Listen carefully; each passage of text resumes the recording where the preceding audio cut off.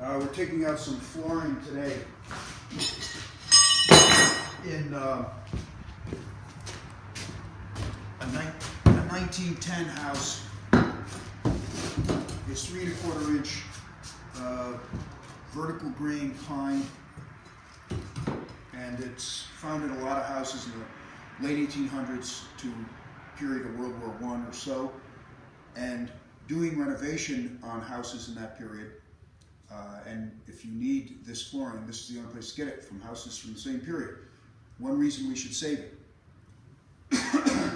Another reason we should save it is it produces more work, which means more jobs, and we're not throwing it away, so it means less waste, which means a positive environmental impact. But I think it's important to realize that we need to do this at the community level. There's not going to be a state or federal program, perhaps, that initiates making a transition from throwing these buildings away to saving them. The advantage is to the community, because not only does this produce jobs taking it out, but we now have a product that can be used locally by people that make things out of it, or remill it into new flooring, tables, furniture, paneling, whatever. It creates wealth when you extract a resource.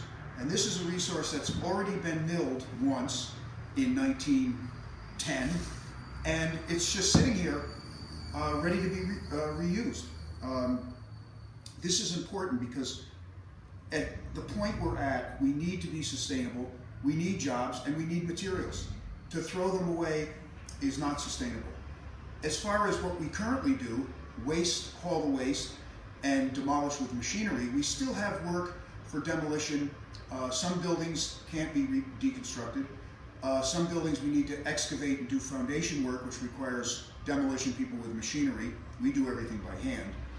And the waste haulers still get some waste, maybe less, but what we could do is use the existing waste hauling infrastructure and get a container here, for example, and fill it with good flooring, and have the waste haulers bring it to a new location for processing or reuse. So we utilize the existing infrastructure, keep them employed, and it doesn't cost us any more money.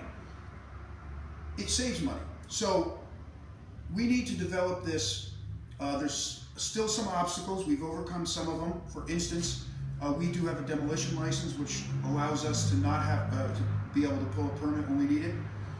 We've also learned some about cooperating with not-for-profit organizations, which when we started 8 years ago didn't really exist. The reuse building materials stores have only started mostly in the last eight or 9 years in Connecticut or so.